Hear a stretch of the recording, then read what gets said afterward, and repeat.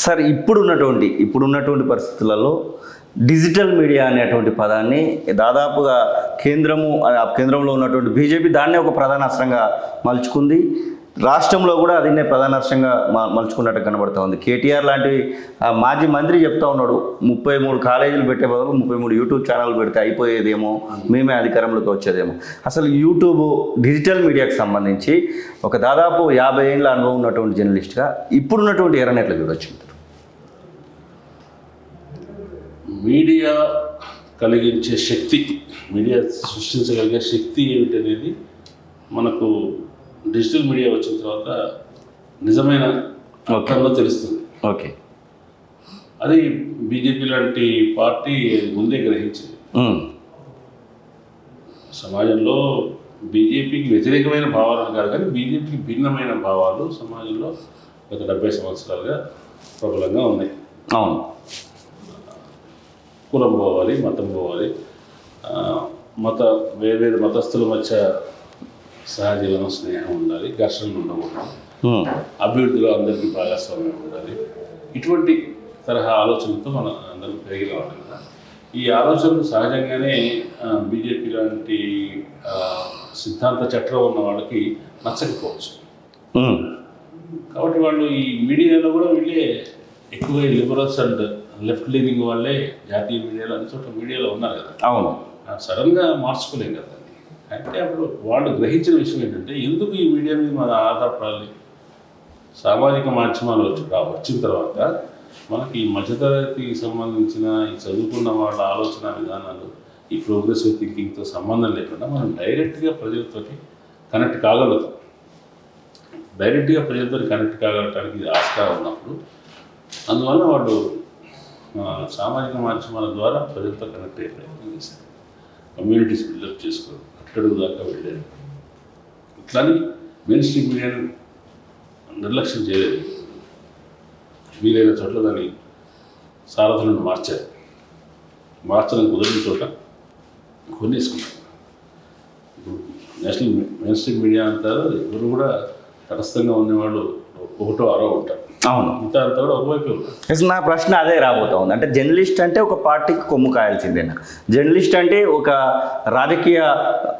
రాజకీయంగా ఉన్నటువంటి వాళ్ళకి కొమ్ము కాయాల్సిందే అనేటువంటి ప్రశ్నలు కూడా వస్తాయి. అసలు దీనికి ఎట్లా మనం మాట్లాడుకోవచ్చు? పత్రికలు, మీడియా వీటి యొక్క వైఖరులను నిర్ణయించే స్థితిలో జర్నలిస్ట్ లేరు. ఓకే, ఒకప్పుడు ఉండేవాళ్ళు, 50s, 60s ఉండేవాళ్ళు. ఆ రోజుల్లో యాజమాన్యాల స్వభావం వేరు, వాళ్ళు పెట్టుబడి స్థాయి వేరు. రామ్నాథ్ గోయంకర్ లాంటి వాళ్ళు ఉన్నారనుకోండి, ఆయన మొత్తం ఇండస్ట్రీ అంతా మీడియాలోనే ఉంది. కానీ ఆయన ఎక్కడో బాంబేలో, ఢిల్లీలోనే ఉంటారు. అవును, తెలుగులో వచ్చే పత్రికలో ఇక్కడ ఎడిటర్కి ఒక సాపేక్ష స్వాతంత్రం ఉండేది కదా. ఏమైనా రాసుకోవచ్చు, వాళ్ళకి ఓవరాల్గా లైన్ ఉంటుంది. కానీ జాతీయ విషయాల్లో, ప్రాంతీయ విషయాల్లో ఏదైనా ఎడిటర్లకి ఎక్కువ స్వేచ్ఛ ఉండేది. ఓకే, అట్లా కాదు, ప్రాంతీయ యజమానులే వచ్చారు. ఆ యజమానులు కేవలం అనేక బిజినెస్ ఉంది, ఇది కూడా ఒక బిజినెస్ లాగా లేదు. దీని మీద ఫోకస్ పెట్టి ఇక్కడే చేస్తున్న వాళ్ళు ఉన్నారు. వాళ్ళకు స్థానిక రాజకీయ పార్టీలతో దగ్గర సంబంధాలు ఉన్నాయి. ఉన్నప్పుడు ఎడిటోరియల్ స్వేచ్ఛ అనేదానికి అర్థం లేదు. ఓకే, మనకు వాళ్ళకి ఇబ్బంది కలిగిన పద్ధతిలో ఏ విషయాలు ఏమైనా ఉంటే ఆ విషయాల్లో మన అభిప్రాయాలు చెప్పుకోవాల్సింది తప్ప, ఓవరాల్గా ఏ పార్టీ వైపు ఉండాలి, ఏ పార్టీ వైపు ఉండకూడదు అంటే కీలకమైన విషయాల్లో జర్నలిస్టులకు ఉండే పాత్ర ఏముంది?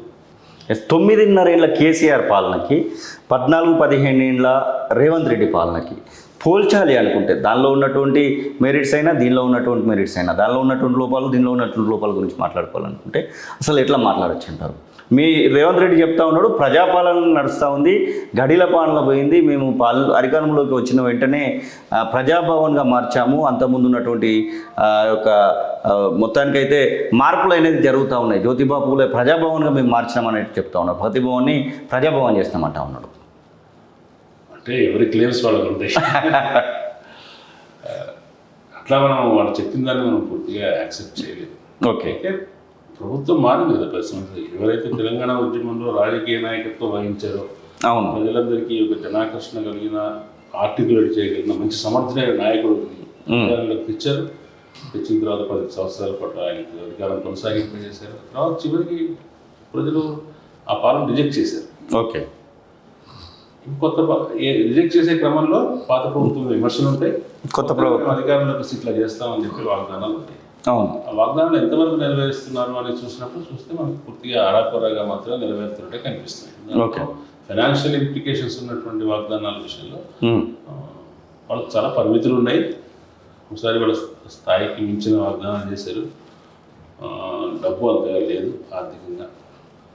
తర్వాత కొత్తగా అదనంగా చేసిన సంక్షేమ వాగ్దానాల యొక్క ముందడుగు అయితే వాటి క్వాంటిటీ, వాటి వాల్యూమ్ అనేది చాలా పెద్దది.